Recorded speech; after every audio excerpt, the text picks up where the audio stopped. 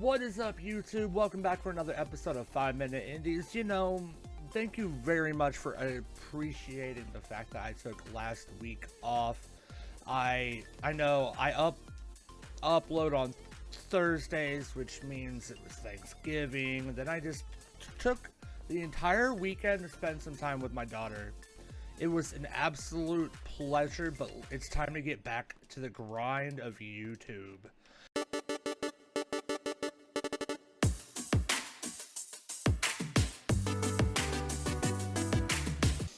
And this week, as you can see, I am bringing you a very horribly done review of Skater XL. It's one of the games that kind of held my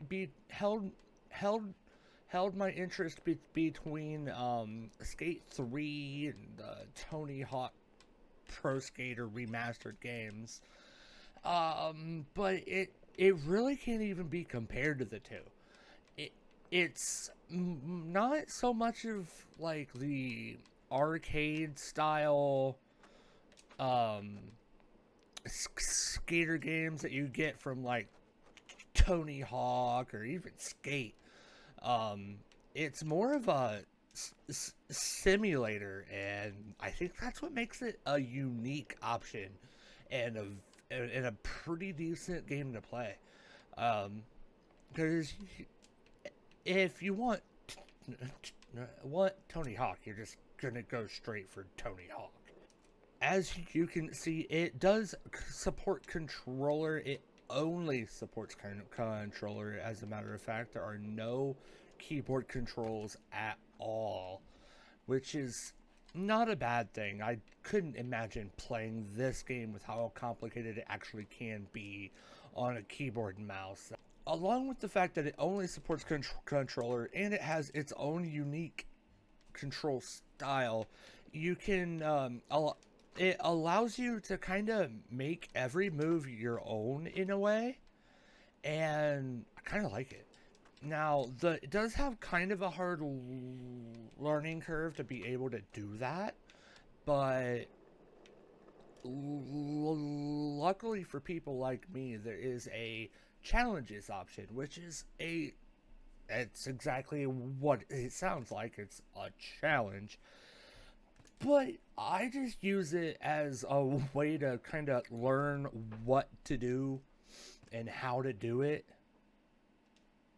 instead of using it as its own like game mode.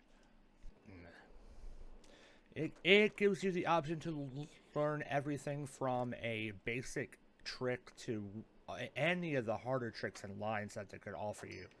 And I think that where this game stands strong is the ability to figure out all these different types of tricks and lines. And let's just do a ollie off of here to a kickflip to a ollie, and just do a bunch of random moves. And then if you hit select on your controller, you can now make your own clips, and I think this is a really good game to make content out of.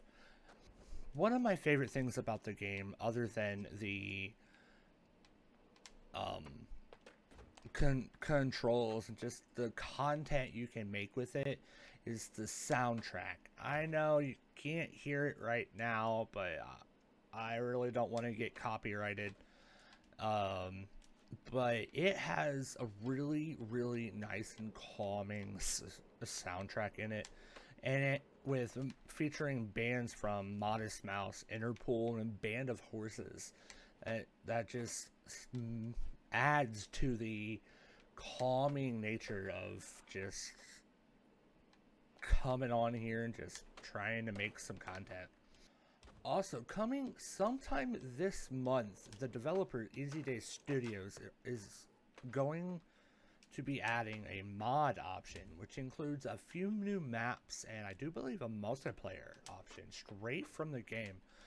It'll give you an update where there is a mod menu on this part of the screen, and you can install mods straight from there, which is which sounds like it'll be a very, very amazing option for installing mods, because the Steam Workshop's kind of a cluster mess. Anyway, if you are interested in a game that gives you just a different feel from your normal types of skater games, I highly recommend Skater XL. And as usual, the Steam link will be down below, as well as any other places that you can purchase the game. And don't forget to like, comment, and subscribe.